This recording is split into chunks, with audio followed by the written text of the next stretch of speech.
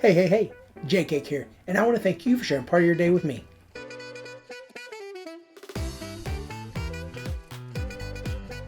Well, we're here to talk another week about fantasy baseball, and as Mr. Al Davis said, just win, baby, and that will get you to the championship. However, there were a lot more on the line this week because you had to think more about your categories. You had to think more about your starts, your sits, your pickups, your drops, because the people that you picked up took away from your weekly ads. The people you dropped were open to be picked up by the other teams. The people you sat may have cost you certain categories. The people you played may not have produced like they should have. So, what happened to us this week? What happened to our 5 teams? We had 3 still alive in the playoff contention to go to the championship. How many are we going to have after this week? Stay tuned to find out. As always, we're going to start with the Cheese Weasels. That's our Roto League, so there's no real championship. It's just play till the end of the season. And this week we have 107 points and still in 5th place. How many weeks have we been in 5th place? I think one week we dropped down to 6th, but that's been our home. Nestled right in the middle, maybe a little above average, but that's probably where we're going to sit for the rest of the year. Unfortunately, I don't think we're going to jump up to 1st, but I'm still going to play it out, and who knows, maybe we can at least jump up to 4th, maybe even 3rd if we're lucky. Next, we're going to move to another team that's not necessarily in line to go to the championship, but is in the consolation bracket. Russell, my Jim James. As I told you last week, we were playing a lower seeded team after beating a higher seeded team. Well, we ended up coming up with a win, 10 categories to 3 categories to 3 categories. And our consolation prize? Playing the same team we did in the first round. I'm confused. While it's not necessarily exciting to play the same team in 2 weeks, it is a league that we are going to continue to monitor, going to continue to do the ads and drops and continue to play our best. Some of the guys that helped us to this big win last week included CJ Abrams, Brandon Nimmo, and JT Realmuto, all having at least 6 RBIs, and then the entire stat line for Xander Bogaerts, including a 400 plus batting average and 1200 plus OPS. He also contributed, like I said, in all categories, including runs, home runs, stolen bases, walks, extra base hits, and, of course, hits in general. There were no ads and drops for this team, so the next update will be the last one for the season, and we'll see if we can beat the same team we already beat in the first round in the 3rd round. So, here's to the 7th place game.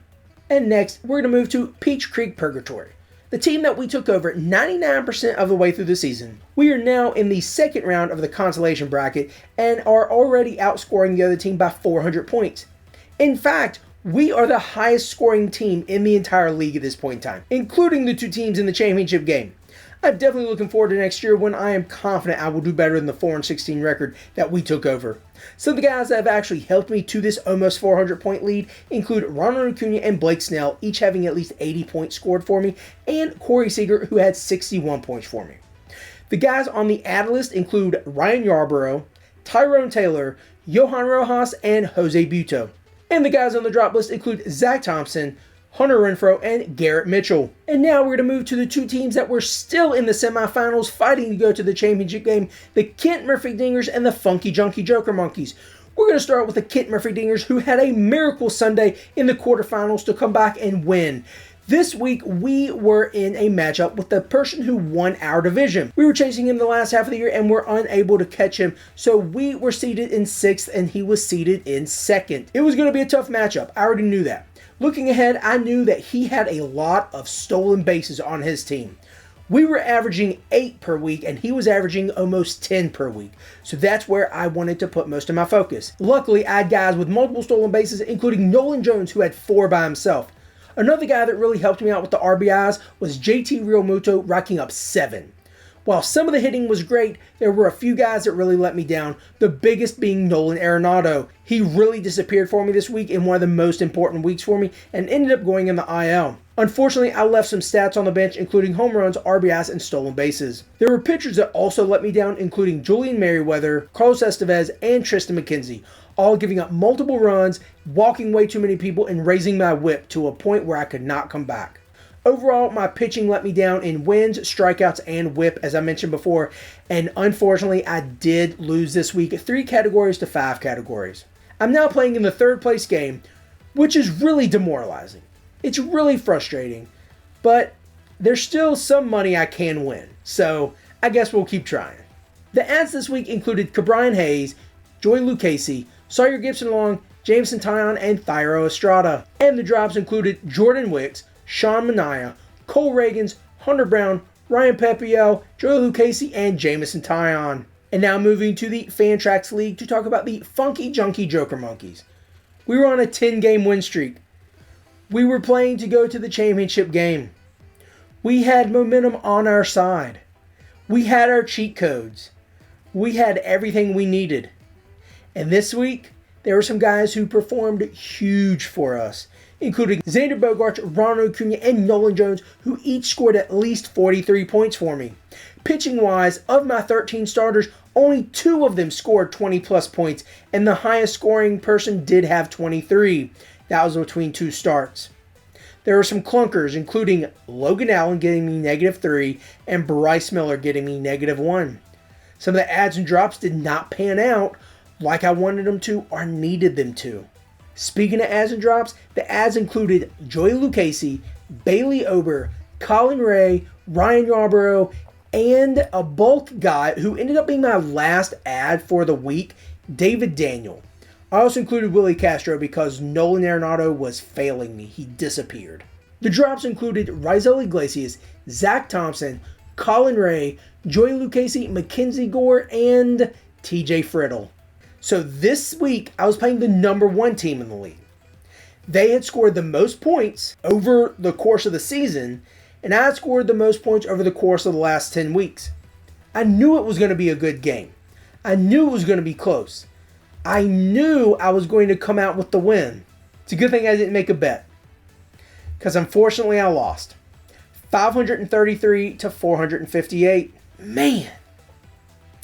Now even if I would have started all of the right guys, the guys who scored more points, I don't think I could have won. The other guy just had a really good team. But it's frustrating because it was a great 10-week run. And I'm sure the guy who was looking, at me in the opponent's column was like, "Ah, crap, dude, this guy's got some momentum. He knows what's going on." Well, he didn't really need to because, like I said, he beat me by 70, 80 points. So, but man, this one hurts. So, but we do have one more team to talk about. The South Harmon Institute of Technology. Ask me about my... I don't think I can say that last part of the phrase on YouTube, so I'm not going to. But you've seen the movie Accepted? Yeah, you've seen it, and if you haven't, go watch it. It's pretty funny. But South Harmon Institute of Technology, we are in the championship game, and we're playing against the other guy who was number 1 in the league. And I feel like it always comes down to me and him. Him and I, have gone against each other the last few years in this league. Usually in like the quarters or semis or even the championship. As of today, we are losing 6 categories to 11 categories.